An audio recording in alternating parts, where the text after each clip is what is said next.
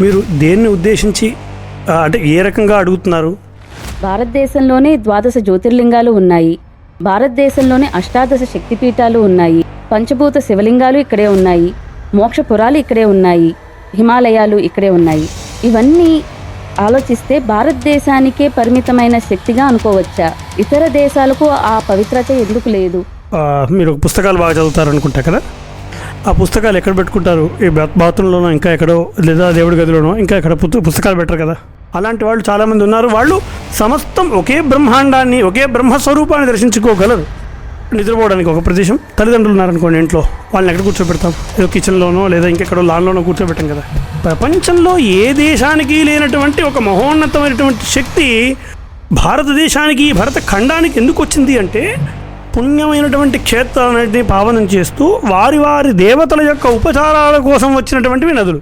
ఒక మిరాకిల్స్ అని కానీ ఇలాంటివి కొంతమందికే జరుగుతాయి, అంతమందికి అలాంటి అనుభవం జరగదు. అది ఎందుకంటారు? మహర్షులు మనకు ఏదైతే ఆచరించి చూపారో ఆ ధార్మికమైనటువంటి మార్గంలో ఉండటం ధర్మ మార్గం.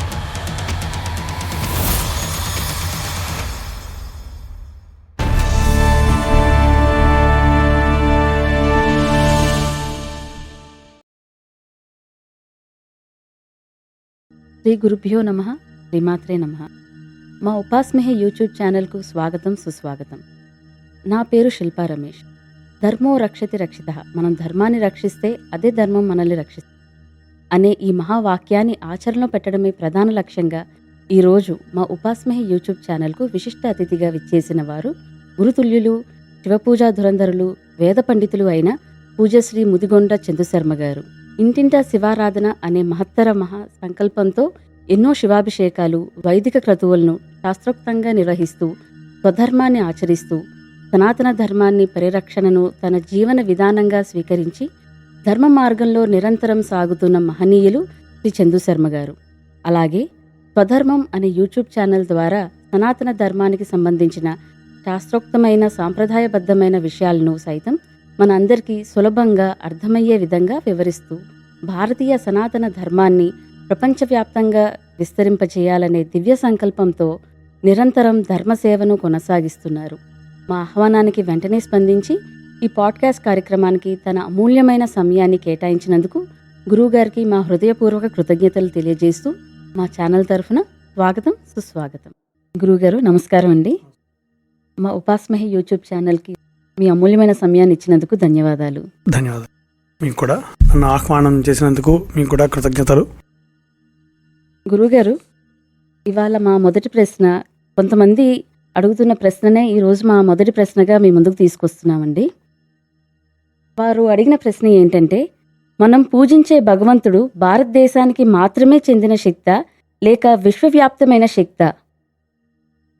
చాలా మంచి ప్రశ్న. శ్రీ మహాగణాధిపతయే నమః, శ్రీ మహాసరస్వత్యై నమః, శ్రీ గురుభ్యో నమః. హరి ఓం. వాగర్ధావివ సంపృక్తౌ వాగర్ధ ప్రతిపత్తయే జగతః పితరౌ వందే పార్వతీ పరమేశ్వర్. చాలా అద్భుతమైనటువంటి ప్రశ్న.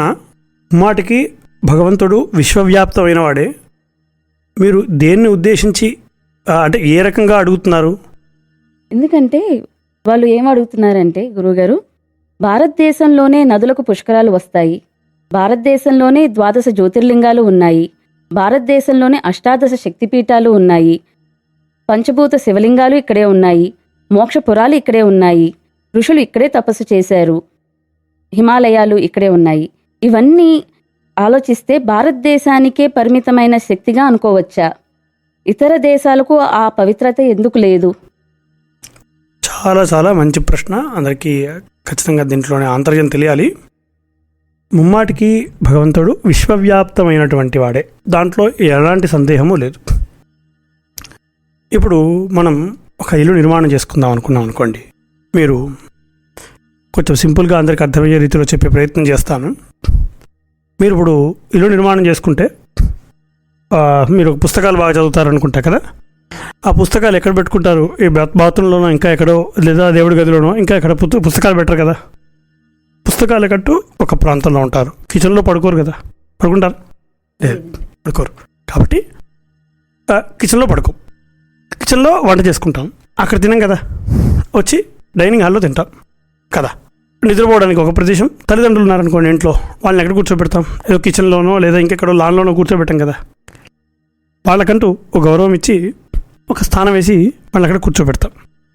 అలాగే మన ఇంట్లోనే ఇన్ని నియమాలు, ఇన్ని రకాలుగా విభజనలు, ఇన్ని రకాల నియమాలు పెట్టుకున్నప్పుడు భగవంతుడు, లోకపాలకుడైనటువంటి భగవంతుడికి, ఆ భగవత్ శక్తికి ఖచ్చితంగా నియమాలు ఉంటాయి కదా. నియమాలు అవసరం, కొన్ని పరిధులు అవసరం, కొన్ని స్థితులు అవసరం. దానికే ఎలాగైతే మనం ఇంట్లో ఇన్ని రకాలుగా విభజనలు చేసుకుని ఉంటామో, మనం హైందవ ధర్మంలో ముఖ్యంగా మనం ఏం చూస్తామంటే ఈశాన్యాన్ని ఒక దైవపీఠంగా మనం పరిగణిస్తాం. మనం ఇంట్లో దేవుడిని ఎక్కడ పెట్టుకుంటాం? ఎక్కడ పడితే అక్కడ పెట్టుకోం కదా. ఈశాన్యంలో మనం దేవుడిని పెట్టుకుంటాం. ఎందుకంటే ఈశాన్యం అనేది ఈశ్వరుడి యొక్క స్థానంగా మనం నమ్ముతాం. ఈశాన్యానికి ఆ పవిత్రత అట్లా ఉంది.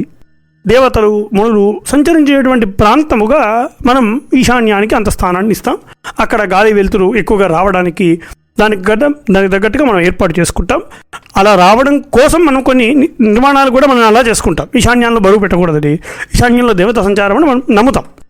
అలాగే ఈ ప్రపంచమైనటువంటి మొత్తం సమస్తమైనటువంటి భూమిని మొత్తం తిరిగినటువంటి మహర్షులు, పూర్వకాలంలోనే మహర్షులు, దేవతలందరూ కూడా ఈ భూలోకంలో ఏది సరైనటువంటి ప్రాంతమో, ఏది సమకాలీనటువంటి ప్రాంతమో అని అన్వేషించి ఈ భూమండలం మొత్తంలో ఈ భరతఖండమును, ఏదైతే భరతఖండం ఉందో ఈ భరతఖండమును దైవపీఠంగా, ఈశాన్య స్థానంగా పరిగణించారు. కాబట్టి ప్రపంచానికి మొత్తం ఈశాన్యమైనటువంటి స్థానము దైవపీఠముగా పరిఢవిల్లుతుంది ఈ భారతదేశం. అందుకే సమస్తమైనటువంటి ఋషులు వచ్చి ఇక్కడ తపస్సులు చేశారు. మనం చూస్తున్నటువంటి మీరు ఇప్పుడు అన్నారు ద్వాదశ జ్యోతిర్లింగాలని. ఆ ద్వాదశ జ్యోతిర్లింగాలు ఒక్కొక్క శక్తి, ఒక్కొక్క తపస్సు, కొంతమంది ఋషుల యొక్క తపస్సు ఒక్కొక్కరికి జ్యోతిర్లింగాల రూపంలో, మరొకరికి శక్తిపీఠాల రూపంలో, ఇంకొకరికి పంచభూత శివలింగాల రూపంలో, మరికొందరు శక్తి నదులుగా, మరికొందరు శక్తి పుష్కరాలుగా, మరికొందరు శక్తి పర్వతాలుగా, ఇలా ఈ భరతఖండం అంతా కూడా తపోభూమిగా పరిఢవిల్లింది. ప్రపంచంలో ఏ దేశానికి లేనటువంటి ఒక మహోన్నతమైనటువంటి శక్తి భారతదేశానికి, భరతఖండానికి ఎందుకు వచ్చింది అంటే, పూర్వ ఋషుల యొక్క అనేకమైన అన్వేషణ వల్ల దీన్ని ఈశాన్య పీఠంగా పరిగణించారు. అందుకే ఈశాన్యంలో భగవంతుని పెడతాం. భారతదేశం భగవంతుని యొక్క నివాసం. అందుకోసం ఇక్కడ ద్వాదశ జ్యోతిర్లింగాలు వెలిశాయి, శక్తిపీఠాలు వెలిశాయి. మనం చార్ధామ్ అంటాం, చార్ధామ్ వెలిసింది. అలాగే అలా భగవంతుడు వచ్చి ఉన్నాడు కాబట్టి ఆయన యొక్క పాదాలు కడగడం కోసం, ఆయనకు ఉపచారాలు చేయడం కోసం ఈ సమస్త జీవనదులు, ఏవైతే 12 జీవనదులు ఉన్నాయో, మిగతా దేశాల్లో కూడా మీరు అన్నట్టు ఈ నదులు ఉన్నాయి. మిగతా దేశాల్లో నదులు ఉన్నాయి, మిగతా దేశాల్లో పర్వతాలు ఉన్నాయి. కాకపోతే వాటికి దైవత్వం అనేది అనేకమైన ఋషుల పరంపర వల్ల వాటికంతా దైవత్వం వచ్చింది. గంగానది చూడండి, కాశీలో పారుతుంది, అనేక రకాలుగా మనకు ఇస్తుంది. అలాగే అలా పుణ్యమైనటువంటి క్షేత్రాలన్నింటినీ పావనం చేస్తూ వారి వారి దేవతల యొక్క ఉపచారాల కోసం వచ్చినటువంటివి నదులు. అలాగే ఈ భారతదేశంలో ఏదైనా సరే భగవంతుడి యొక్క పీఠం, ఈశాన్య పీఠంగా పరిఢవిల్లింది. మనం ఏ విధంగా అయితే ఇల్లు నిర్మాణం చేసుకుంటామో అదేవిధంగా భూఖండానికి మొత్తం ఈశాన్యమైనటువంటి స్థానం ఈ భారతదేశం. అలాంటప్పుడు గురువుగారు, విశ్వవ్యాప్తమైన భగవంతునికి కేవలం ప్రముఖ క్షేత్రాలు చిరునామాలు అవుతాయా? అది ముమ్మాటికి కాదు, చిరునామాలు ఏమీ కాదు. ఇప్పుడు మీకు మళ్ళీ ఒక చిన్న ఉదాహరణతో చెప్తాను. ఇంటర్నెట్ సిగ్నల్స్ కానీ చూడండి, మొబైల్ సిగ్నల్స్ కానీ చూడండి, అవి కూడా మొత్తం అంతటా ఉంటాయి కదా. ప్రత్యేకంగా వాటి కోసం మనం టవర్లు పెట్టాల్సిన అవసరం లేదు కదా. టవర్ ఉంటే ఏమిటి, ఇంకా కొంచెం స్పీడ్గా వాటిని అందుకునేటువంటి శక్తి ఆ టవర్లో ఉంటుంది కదా. అందుకోసమే టవర్లు పెడతారు. ఆ టవర్లు ఎలాగైతే సిగ్నల్స్ని ఒక రకమైనటువంటి మనకు అందిస్తున్నాయో, మనకు ఒక ఫ్లూయెంట్గా అందిస్తున్నాయో, ఈ దేవాలయాలు కూడా టవర్లు వంటివే. ఏవైతే సిగ్నల్స్ని రిసీవ్ చేసుకొని మనకు అందించేటువంటి శక్తులు, అవి భగవంతుని యొక్క చిరునామాలు ముమ్మాటికి కావు. ఎందుకంటే ఆయా క్షేత్రాలలో ఆయా ఎనర్జీని మనం వెళ్ళి వాళ్ళు అనుభూతిని, ఒక్కొక్క దేవాలయంలో ఒక్కొక్క రకమైనటువంటి అనుభూతి వస్తుంది కాబట్టి ఆయా అనుభూతిని పొంది సాధన చేయడం కోసం ఏర్పడినటువంటి క్షేత్రాలు, ఏర్పడినటువంటి స్థలాలే తప్ప అవి ప్రత్యేకంగా భగవంతునికి సంబంధమైనటువంటి ఈ చిరునామాలు అయితే కావు. ఎందుకంటే భగవంతుడు సర్వతా ఉంటాడు. అంతటా దర్శించేటువంటి శక్తి ఎవరికీ లేదు కదా. అంతటా దర్శించేటువంటి సామర్థ్యం మనకు ఉంటుందా? ఉండదు. కానీ ఈ రకంగా ఆయా దేవాలయాలకి వెళ్ళి అక్కడ చేసేటువంటి కర్మల్లో పాల్గొని ఆయా కర్మలలో చేసుకుంటూ నిదానంగా మనం చేసుకోవటం వల్ల మనం ఆ శక్తిని ఆ శక్తిని అనుభవించేటువంటి సామర్థ్యం మనకు పెరుగుతుంది. తెలియజేయడం కోసం, ఆ శక్తిని మనం అనుభూతి చెందడం కోసం అవే తప్ప అవి భగవంతుడి చిరునామాలేమీ కావు. అలాంటప్పుడు గురువుగారు, ఇప్పుడు కొంతమంది క్షేత్రాలకు వెళ్తారు. అందరికీ కలిగే అనుభవమే అందరికీ కలగాలని లేదు. కొంతమందికి అపూర్వమైన చాలా ఒక స్పిరిచువల్ ఎనర్జీ అని కానీ, లేకపోతే దివ్యమైన అనుభూతి కానీ, ఒక మిరాకిల్స్ అని కానీ, ఇలాంటివి కొంతమందికే జరుగుతాయి. అంతమందికి అలాంటి అనుభవం జరగదు. అది ఎందుకంటారు? దీని కూడా చిన్న ఉదాహరణతో చెప్తాను. సాధారణంగా మన ప్రేమ ఉంది, ఒక్కొక్కరికి ఒక్కొక్క రకంగా ఉంటుంది. కూతురు దగ్గర ఒక రకమైనటువంటి ప్రేమతో ఉంటాం. అదే ప్రేమ తల్లి దగ్గర ఇంకో రకంగా ఉంటుంది. భార్య దగ్గర మరో రకంగా ఉంటుంది. ప్రియురాల దగ్గర ఇంకో రకంగా ఉంటుంది. ఇలాగే స్నేహితుల వద్ద ఇంకో రకంగా ఉంటుంది. తల్లిదండ్రుల వద్ద ఇంకో రకంగా ప్రేమ ఉంటుంది. ప్రేమ అదే.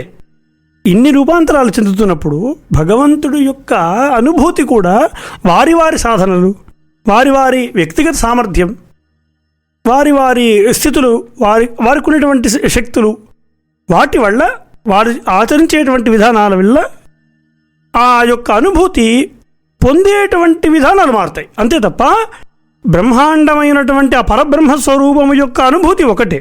కానీ ఒక్కొక్కరు ఒక్కొక్క రకంగా అనుభూతి చెందుతారు. ఇప్పుడు నాకు అమ్మవారంటే చాలా ఇష్టం అనుకుంది. అమ్మవారంటే చాలా ఇష్టం. నేను అమ్మవారి దేవాలయానికి వెళ్తే కొంచెంసేపు ఎక్కువగా కూర్చోగలుగుతాను. అక్కడ నాకు కొంచెం స్థిరత్వం వస్తుంది. అమ్మవారిని చూసి నేను మాట్లాడుకోగలిగే సామర్థ్యం నాలో ఉందని నేను అనుకుంటాను. ఆవిడని చూడగానే ఒక కొత్త అనుభూతిని నేను పొందుతాను. అక్కడ జరుగుతున్నటువంటి కర్మలలో కూడా నేను ఉత్సాహంగా పాల్గొనేటువంటి సామర్థ్యం పెంచుకుంటాను. కాబట్టి నాలో ఉన్నటువంటి నా ఆసక్తి లేదా నా సామర్థ్యం, నా శక్తి, వీటి వల్ల నేను కొత్తగా ఆ శక్తిని, అనుభూతిని పొందుతాను. అదే అనుభూతి నాకు ఇంకో దగ్గర చేసినటువంటి కర్మలో రాకపోవచ్చు. ఇంకో దగ్గర బట్ అక్కడ అనుభూతి లేదని కాదు. అక్కడ ఆ ధర్మాన్ని ఆచరిస్తున్నటువంటి వాడు, ఆ పరబ్రహ్మమును ఒకరు దర్శించినటువంటి విధానంతో ఆయా శక్తిగా రూపొందింపబడింది.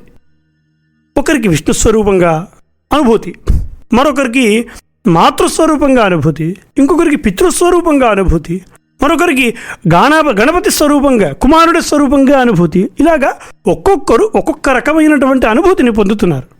ప్రేమ ఒకటే.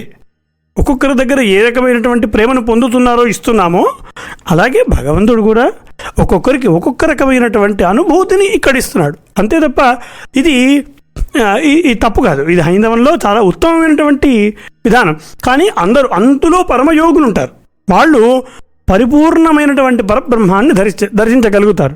అలాంటి వాళ్ళు శంకరాచార్యుల వాళ్ళు, అలాంటి వాళ్ళు చాలామంది ఉన్నారు. వాళ్ళు సమస్తం ఒకే బ్రహ్మాండాన్ని, ఒకే బ్రహ్మస్వరూపాన్ని దర్శించుకోగలరు. ఆ సామర్థ్యం మనలో లేదు కాబట్టి మనం ఆయా దేవతా స్వరూపాల్లో ఒక్కొక్కరు ఒక్కొక్క రకంగా అనుభూతిని పొందుతూ ఉంటారు. గురువుగారు, ఈ కాలంలో మనం చేస్తున్న ఉద్యోగం, కుటుంబ బాధ్యతలు, ఇవన్నీ స్వధర్మంలో భాగమేనా? ముమ్మాటికి స్వధర్మంలో భాగమే. ఎందుకంటే ధర్మార్థ కామ మోక్షములు అని చతుర్విధ పురుషార్థములు అంటారు వీటిని. ధర్మము, అర్థము, కామము, మోక్షం, ఈ 4 పొందాల్సినటువంటి లక్షణాలు. అందుకే మనం ఏ కర్మను ఆచరించినా మన యొక్క హైందవ ధర్మంలో ధర్మార్థ కామ మోక్ష చతుర్విధ ఫల పురుషార్థ సిద్ధ్యర్థం అని అంటాం. వీటిని పురుషార్థములు అని సంబోధిస్తాం. అంటే ధర్మంగా జీవించాలి, ధర్మబద్ధమైనటువంటి కర్మలను ఆచరించాలి.